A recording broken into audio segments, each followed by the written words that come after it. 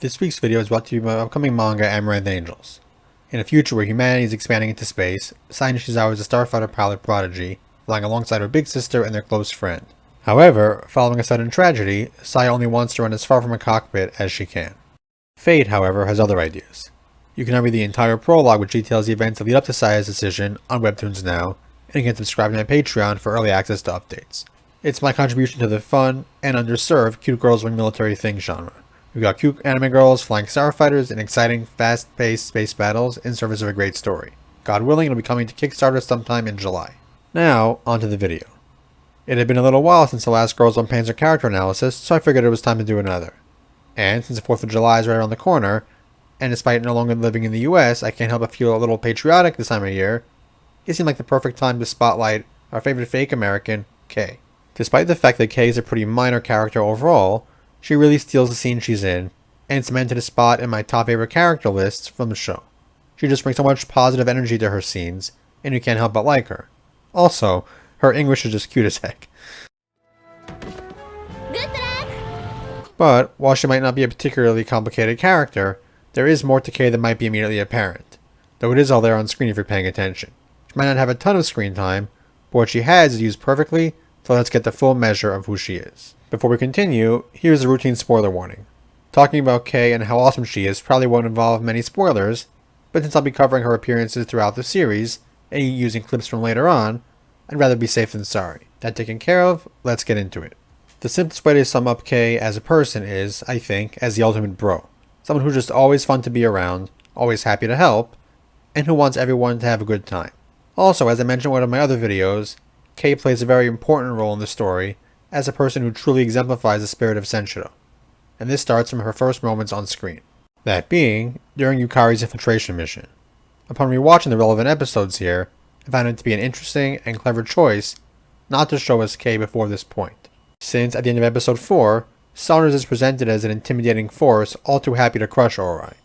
See Alyssa and some of the other students celebrating after drawing Ori as their opponent, and that shot of a little army's worth of Shermans. Then in episode 5, we see just how massive their team is during that assembly. We were primed for Saunders to be a bully school, rich where Ori is poor, the much more powerful and larger tank force, and smug about it. At least that's what we're led to believe, and in many other shows, they would have been. But once Kay starts talking, we see that's not the case, at least with her. She's just so upbeat and so enthusiastic as she talks about their battle plan because, as we'll come to realize, she's just having a blast. Though she is still taking things seriously. She's a fierce competitor after all. But it's a very quick, easy to miss bit a few moments later that really sets Kay apart. As Yukari is outed as a spy, and her sub-commanders react sharply trying to catch Yukari, Kay is just laughing at it. Specifically laughing at Yukari's hastily made up pseudonym. Both because she got the reference of the joke, and because the situation was, frankly, hilarious. She's not angry at all, and doesn't even seem interested in trying to stop the spy. Yukari clearly didn't notice this, understandable given that she was trying to escape, so she's a bit nervous when Kay immediately spots her before the match. Most people would have probably been a bit annoyed at Yukari for that stunt, but not Kay.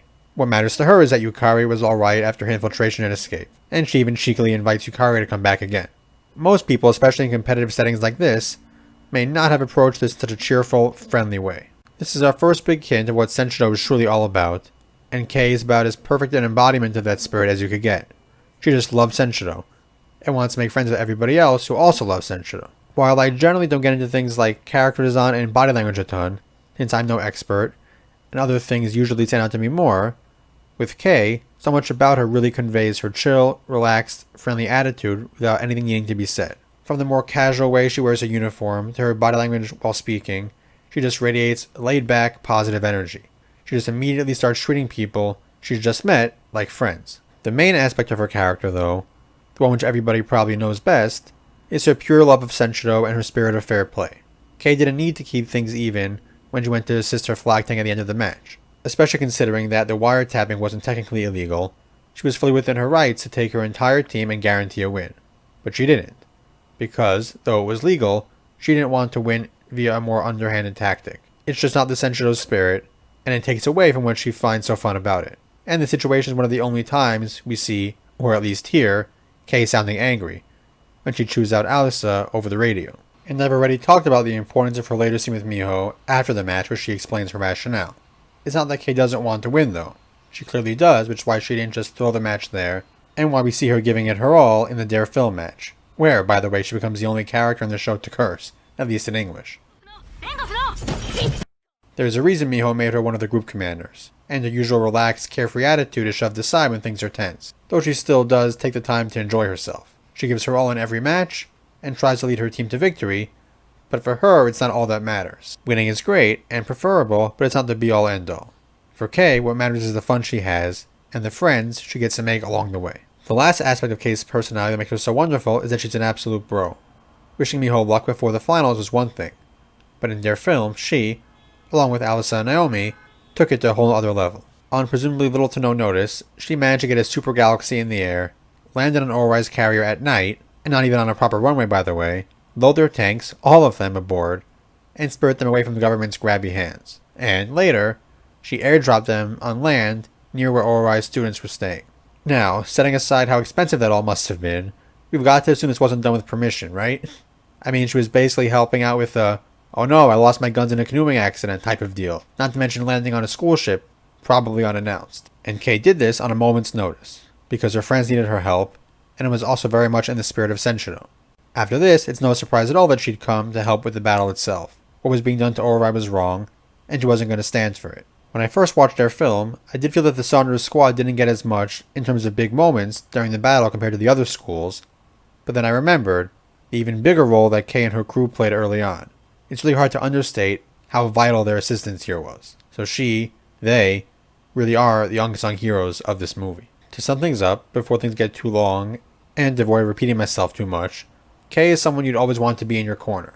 She's the type of girl who will make herself your friend, and then always be ready to help you at a moment's notice, while also being awesome to hang out with. But at the same time, she's a fierce competitor and a great commander, who knows when it's time to be serious, despite her generally laid-back personality. She's just great, and there's a reason she's a fan favorite. Also, as a final note, since I just watched Licorice Recoil, I realized that if you put Kei and Chisato in the same room, we reach dangerously high levels of Genki energy never before seen. God only knows what would happen. Probably instant world peace or something.